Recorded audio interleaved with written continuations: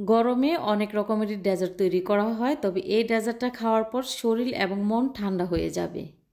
তো প্রথমে এখানে নিয়েছি 1 কাপ পরিমাণে সাবুদানা, আর সাবুদানাগুলো পানি দিয়ে আমি 2-1 বার ভালো করে ধুয়ে নিয়েছি। আর ভালো করে ধুয়ে নেওয়ার পর একটা স্ট্রেনারে আমি পানিটা খুব ভালো করে ছেঁকে নিয়েছি। তারপর পাত্রে ঢেলে নিচ্ছি। এখানে দিয়ে দিচ্ছি 2টি ডিম।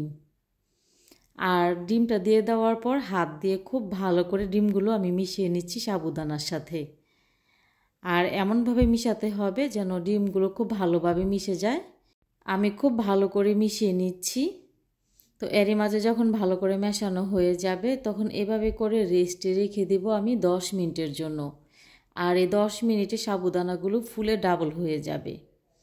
তারপর এখানে একটি বড় সাইজের আম নিয়েছি। আজকের এই ডেজার্টটা আমি আম এবং সাবু দিয়ে তৈরি করব। যেহেতু এখন আমের সিজন, আর আম দিয়ে যে কোনো খাবারই খেতে ভালো লাগে। তবে এই ডেজার্টটা আপনারা পিঠাও বলতে পারেন বা পুডিংও বলতে পারেন। যে নামই বলেন না কেন, খেতে কিন্তু দারুণ লাগে। আর সাবু কিন্তু খাওয়া আমাদের শরীরের জন্য এমনিতেও ভালো। আর সাবু খাওয়ার পরে কিন্তু শরীর পুরোই মনে হয় যেন ঠান্ডা হয়ে গেছে।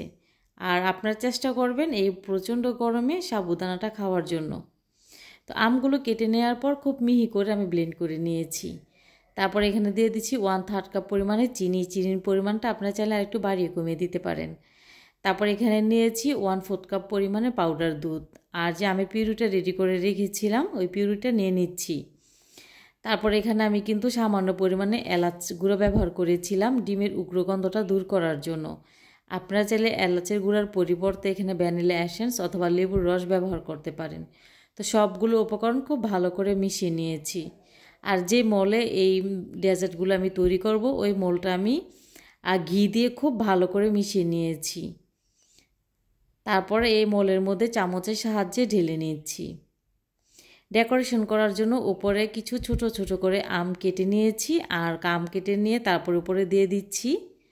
তো এভাবে করে সবগুলো আমি তৈরি করে নিয়েছি। চুলায় একটি পাত্রে পরিমাণ মতো পানি দিয়েছি। তারপরে এখানে একটি ছাঁকনি বসিয়ে দিয়ে তারপরে মোলগুলো বসিয়ে দেব। যখন মোলগুলো এরকম বসানো হয়ে যাবে ঢাকনা দিয়ে ঢেকে দেবো। আর ঢাকনার মধ্যে যদি কোনো ছিদ্র থাকে তাহলে ছিদ্রটা ঢেকে দিতে হবে। আর 10 মিনিটেই কিন্তু আমার ভাপে নেওয়া হয়ে যাবে। আপনারা দেখতে পাচ্ছেন মাশাআল্লাহ ডেজার্টগুলো দেখতে কতটা সুন্দর লাগছে। তো এরই মাঝে আমি ফ্রিজে রেখে দিয়েছিলাম ঠান্ডা হওয়ার জন্য। রেসিপি ভালো লাগলে শেয়ার করার অনুরোধ রইল। আপনি যদি আমার ইউটিউব চ্যানেল থেকে দেখে থাকেন তাহলে সাবস্ক্রাইব করে নিতে পারেন। আপনি যদি আমার ফেসবুক পেজ অথবা টিকটক আইডি থেকে দেখে থাকেন তাহলে লাইক ফলো করে সাথে থেকে যেতে পারেন পরবর্তী ভিডিওটি সবার আগে দেখার জন্য। মাশাআল্লাহ আপনারা দেখতে পাচ্ছেন ডেজার্টগুলো দেখতে ঠিক কতটা ভালো লাগছে। তো এভাবে করে আপনারা ডেজার্ট তৈরি করতে পারেন। আর তৈরি করা কিন্তু খুবই সহজ। আর এটাকে অনেক সময় আমরা পুডিংও বলে থাকি। খেতে দারুণ ছিল, ট্রাই করতে পারেন।